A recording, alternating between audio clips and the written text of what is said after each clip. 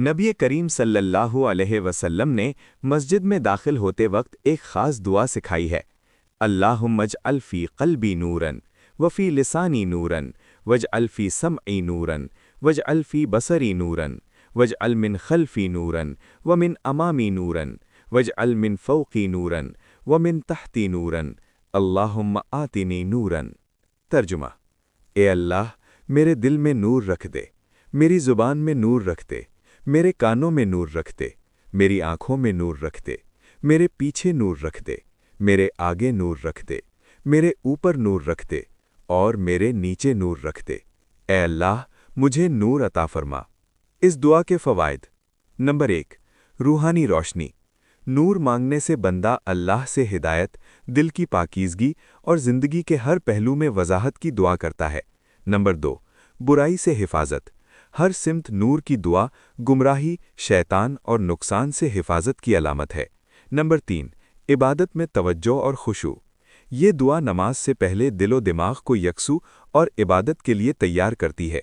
Number 4, सुन्नत नबवी सल्लल्लाहु अलैहि वसल्लम की पैरवी। इस दुआ की पाबंदी नबी करीम सल्लल्लाहु अलैहि वसल्लम की सुन्नत पर अमल है, जो आप सल्लल्लाहु अलैहि वसल्लम से ताल्लुक़ को मजबूत करती है।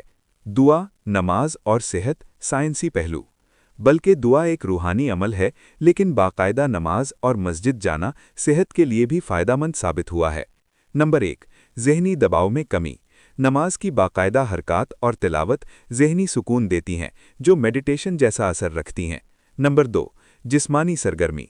नमाज में शामिल हरकत इंसानी जिस्म के तकरीबन तमाम अज़लात को मुतहर्रिक करती हैं, बग़ैर थकन के। नंबर 3, समाजी ताल्लुक़ और तवील उम्री। बाकायदा दीनी इज्तिमात में शिरकत समाजी ताआवुन और मकसद हयात के एहसास को बढ़ाती है, जो बेहतर सेहत और तवील उम्री से जुड़ी हुई है। जो मस्जिद नहीं जा सकते। बुज़ुर्ग अफराद या वो लोग जो मस्जिद नहीं जा सकते, वो भी रूहानी फ़ायदा हासिल कर सकते हैं। नंबर 1, घर में दुआ पढ़ें। हर नमाज से पहले ये दुआ पढ़कर इबादत के लिए खुद को ज़हनी तौर पर तैयार करें। नंबर 2, घर में बाजमात नमाज अदा करें। घर वालों के साथ नमाज अदा करके जमात का अज्र हासिल करें। नंबर 3, खुतबात और दुरूस सुनें।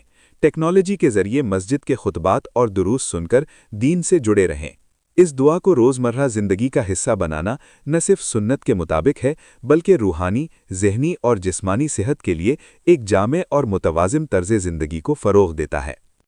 अगर ये बात तुम्हारे दिल तक पहुंची है, तो इसे किसी और के दिल तक भी पहुंचने दो।